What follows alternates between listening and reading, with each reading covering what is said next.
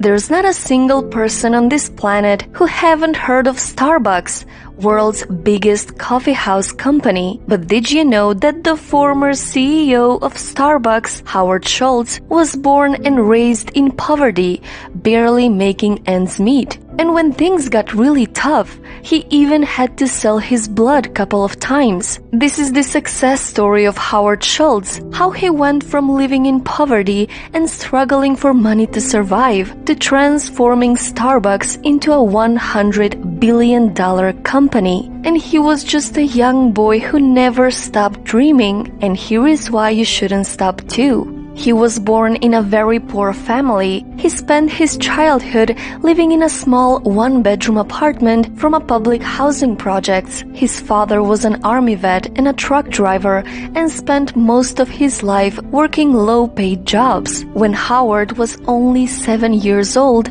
while delivering diapers, his father fell on the ice and broke his leg. And because of this, he was fired from his job. And with no medical insurance and no savings, his family was struggling for money. That image of his father laying on the couch, feeling hopeless, crushed and defeated, left a permanent mark in his memory. It was one of the biggest defining moments in Howard's life. And to get away from all of these problems, he used to sit on the staircase in his building, dreaming of a better life. He played football in high school and earned an athletic scholarship to go to college, but he didn't want to play sports and decided to major in communications. So to pay for college, he had to take student loans and worked many odd jobs to make ends meet. Few times he even had to sell his blood for money to survive. After graduating from college, Howard worked at a ski lodge and as a salesman, but he had a desire to work at Starbucks. At that time, Starbucks had 3 owners and only sold coffee beans. So at the age of 29,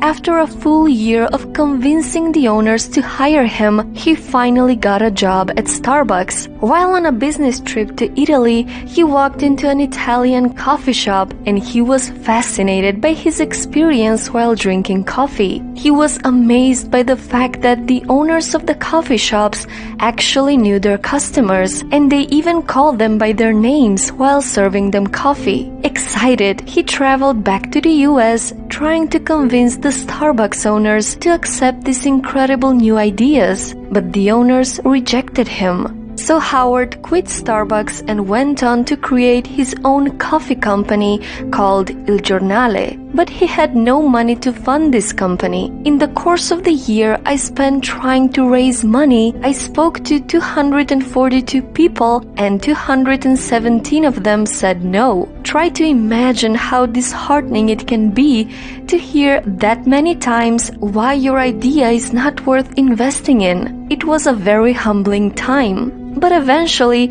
enough people believed in his vision and decided to invest in his business. He worked extremely hard to open his first coffee shop where he could replicate the experience he had in Italy and finally implement his ideas.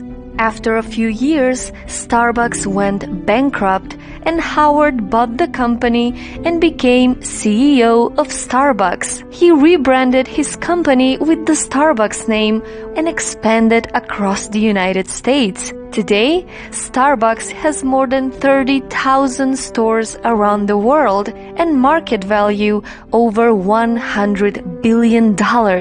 And Howard has an advice for you. In life, you can blame a lot of people and you can wallow in self-pity, or you can pick yourself up and say, listen, I have to be responsible for myself. I believe life is a series of near misses. A lot of what we ascribe to luck is not luck at all. It's seizing the day and accepting responsibility for your future. It's seeing what other people don't see and pursuing that vision. I feel so strongly that the reason I'm here is I dreamed big dreams. I dreamed the kind of dreams that other people said would not be possible. I cannot offer you any specific secret recipe for success, the perfect plan, how to reach the pinnacle of success in the business. But my own experience suggests that starting from scratch and achieving much more than what I dream about is quite possible. But if you wait for the perfect conditions, you'll never get anything done. But the good thing is, you can make a decision and take control now. Remember something. A year from now, you may wish you had started today. So, what's your story?